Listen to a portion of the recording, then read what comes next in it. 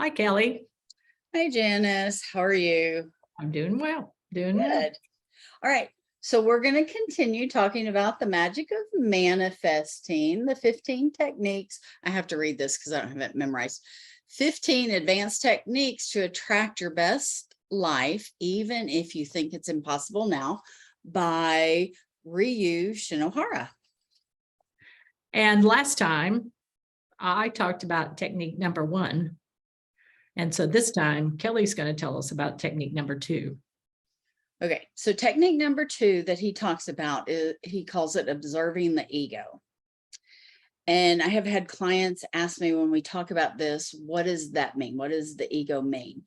And the ego is a component of your personality that deals with reality.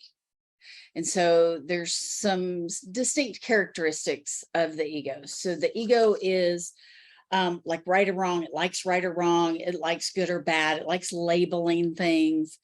The ego wants to be right. It wants to win. It wants to compete.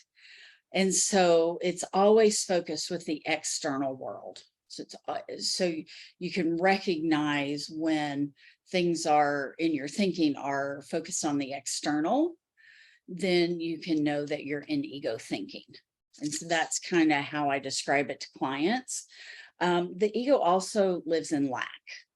And so it focuses on limitations, not abundance. Oh, Yeah. so you're saying that in order to be good at manifesting, we have to leave the sticky thoughts of the negative, which is ego-based, Right. and move over into the positive. Yes. Is that what you're saying? Okay. I am. And so you made a really good point that going through these 15 techniques, they build on each other. Mm-hmm. And so you start with technique 1 and get going with that. And then you add in technique 2.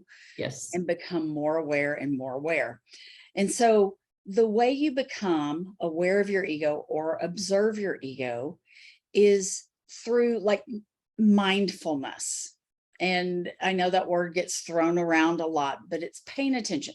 Meditation. Meditation just means to make known, or stillness. We live in a very busy world. We're bombarded constantly with everything, technology, with everything.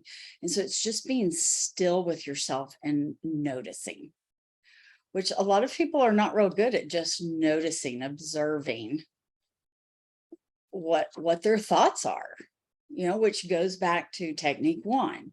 Okay. Right. So how you break the ego being in charge versus your higher self.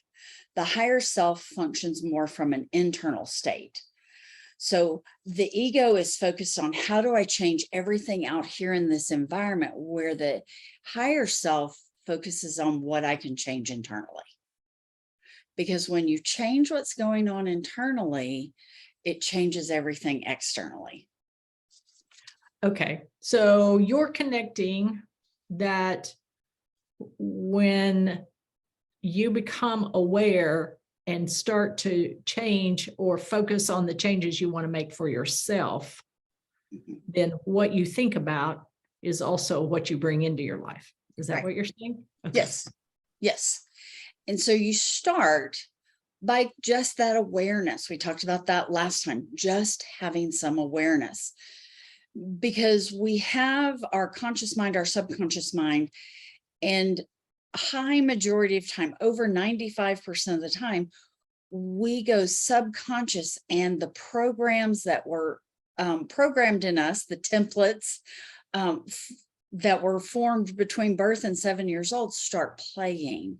Mm-hmm. And we don't even know it. We can go through an entire day and not be consciously aware of what was going on in us. So it's taking a breath, breathing, imagining that breath going through your body and feeling it in your body, and just being aware. Being in the present. Oh, yes. Being in the present. Yes. And just acknowledging what your thoughts are. Again, building on what we did last time, just acknowledging what your thoughts are, what's going through your mind. Because again, the ego is dependent on the external world. So if you're focusing on that person doing this and that traffic light and that rude person this, your ego is functioning primarily. You're leading with your ego. You are leading with your ego. Okay. And so the understanding is when it shows up, when you're in that ego thinking also creates dissatisfaction, inadequacy.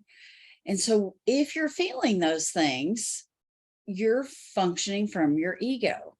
And so it's just that understanding of what your ego thinking really does. And then again, overcoming it.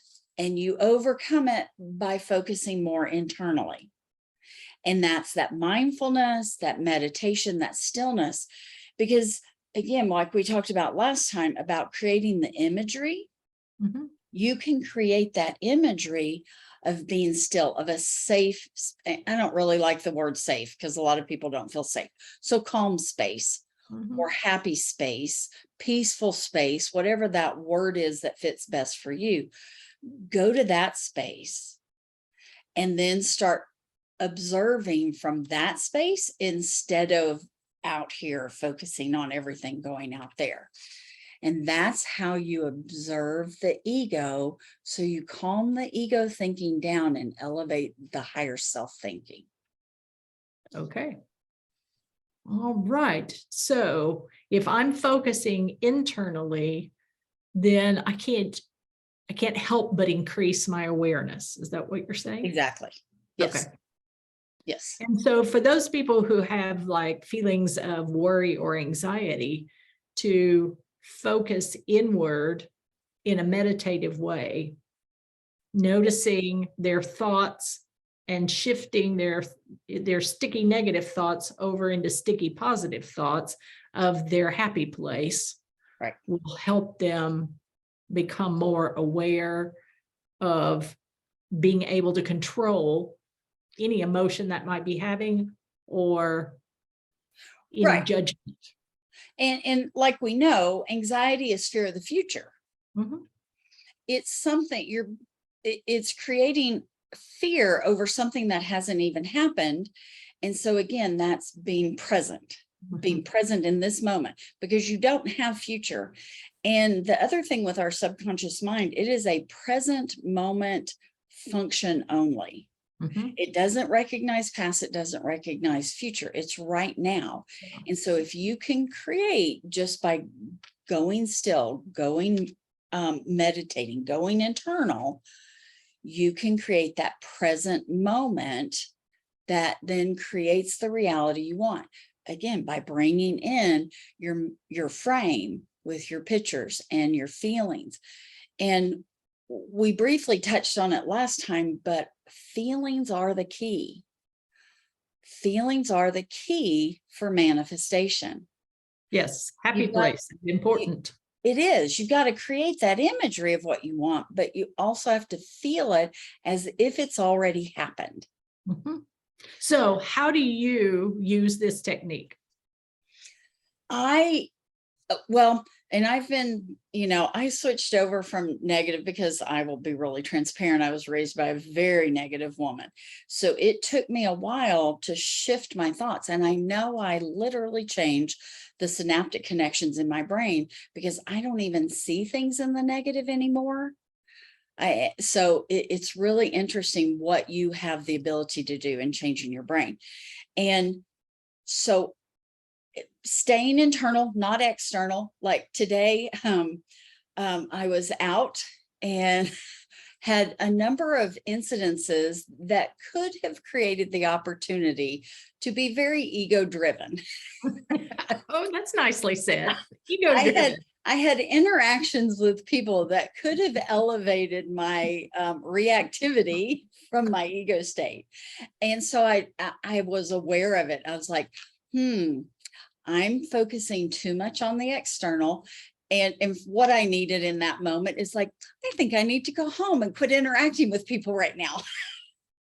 Because that was what I needed, just to be able to recognize what that was, because none of that was about me.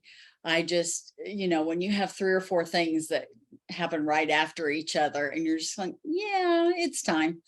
Mhm. It's time to go internal. It's time to be still.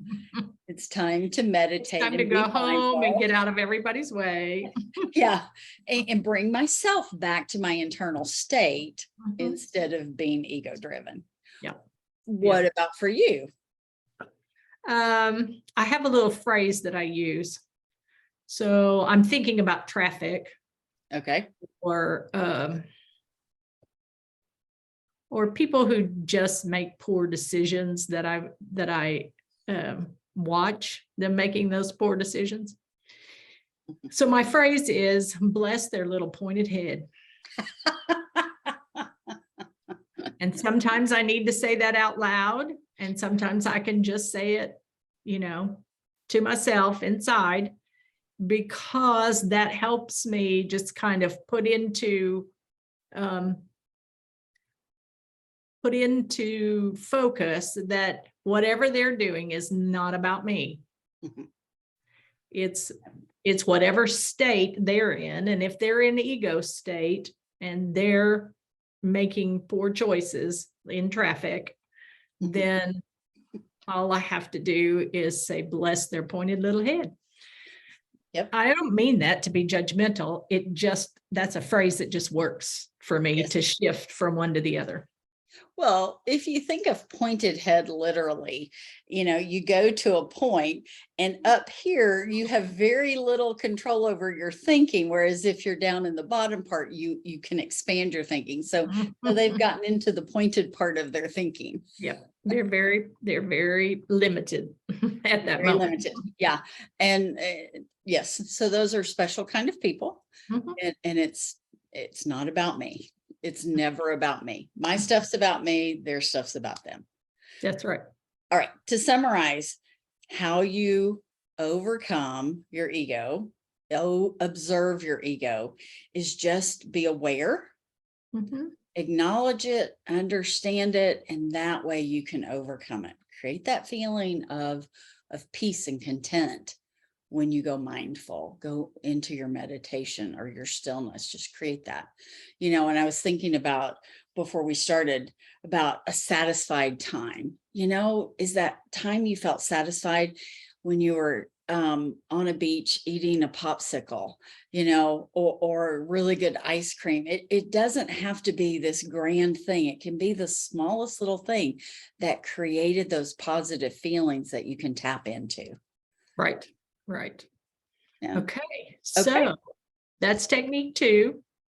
So be sure and come back and watch us and see technique or hear about technique number 3, which I will do next time. But before you go, be sure to like and subscribe to LifeTalk with Janice and Kelly. And we will do better next time to not wear the same color shirt, even though we didn't even talk about it. Oh, I think we should coordinate every time. We are energetically connected. Yeah. All right. See you later. Okay. Bye-bye. Bye.